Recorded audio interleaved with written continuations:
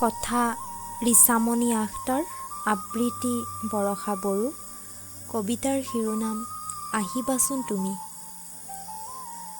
আজি তোমাক প্ৰেম নিবেদন কৰিম, জান বুলি নামাতো, দেহা বুলিও নহয়। ধুনু মোৰ ভাল নালাগে, তুমি জানাই নহয়।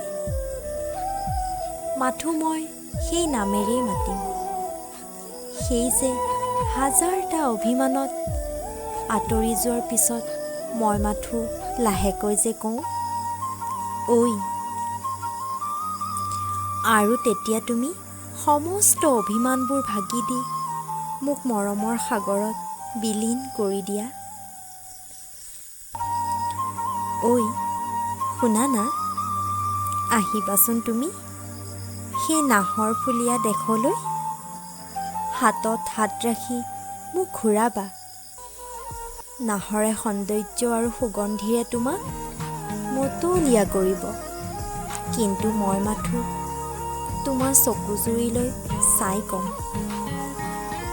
নাহৰতকৈও প্ৰিয় মোৰ তোমাৰ ঘৰ্মাক্ত দেহাটো, যাৰ প্ৰতিটো ঘামৰ কণিকাটো বিচাৰি পাওঁ মোৰ প্ৰেম ভালপোৱা।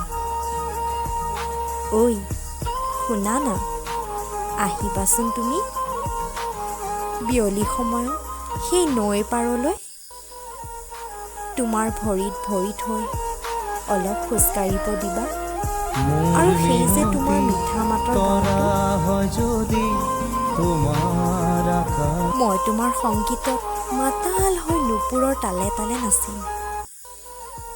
ঐ শুনা না, আহিবাচোন তুমি সেই সেউজীয়া ঘাঁহনিডৰালৈ, মোৰ সৰু সৰু অভিমানত কৰা আবদাৰবোৰ শুনিবলৈ।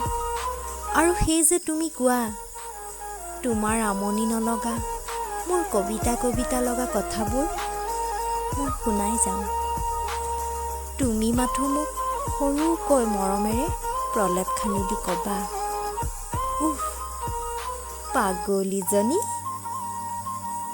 ঐ এবাৰ আহি যাবা মোৰ কল্পনা ৰাজ্যত বিচৰণ কৰিবলৈ। কি জানিবা হয়তো নোৱাৰিবা পাহৰিব কোনো জনমলৈ। মোৰ মিনতি তৰা হয় যদি তোমাৰ আকাশ চুব, মোৰ এই গান যদি সুৰ হয়